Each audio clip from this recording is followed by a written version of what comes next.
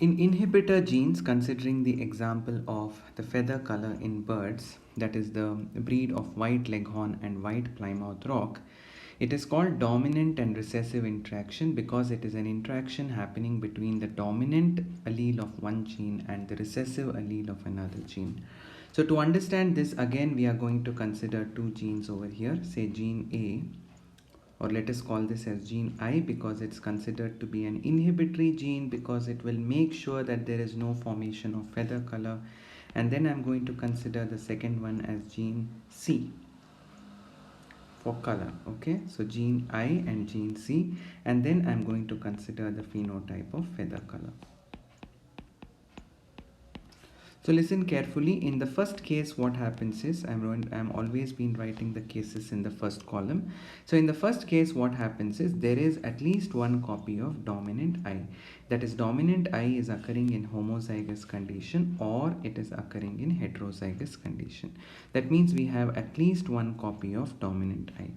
Then if you have a dominant I, irrespective of what you have in the second locus, you may have a dominant C in homozygous, dominant C in heterozygous, or you may have recessive C, you will get feather color which is equal to white.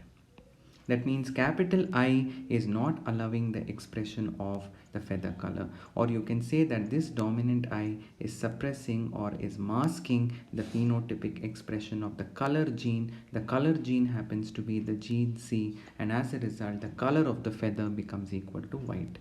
In case 2, what happens is there is no dominant I in this case. In the absence of dominant I, the color gene capital C occurring in homozygous condition or occurring in heterozygous condition is very happy because it gets to express colored feather. So there is colored feather obtained in the second case because dominant I or the inhibitory gene is missing.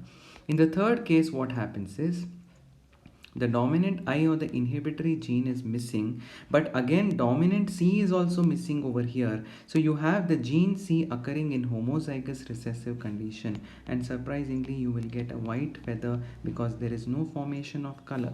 That means the dominant I of one gene and the recessive C of the other gene are both having the same phenotypic expression of white coloration of feathers, and that's why we call this as a dominant recessive interaction.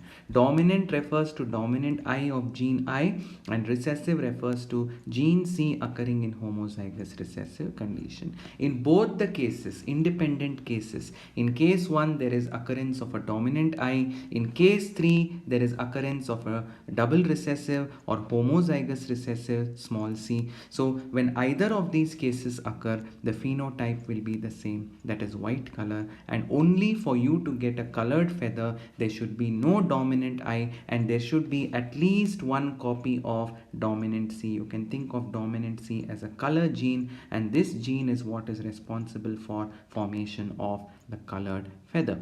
So why is it called dominant recessive interaction? Because dominant I and recessive small c of two different genes have the same phenotypic effect of white coloration of feather, and here the F2 generation phenotypic ratio will be 13:3, 13 of them. So this is, remember, F2 generation, like how you can put a Punnett square board like this in the F2 generation. The phenotypic ratio will be 13 of them will be white and 3 of them will be colored.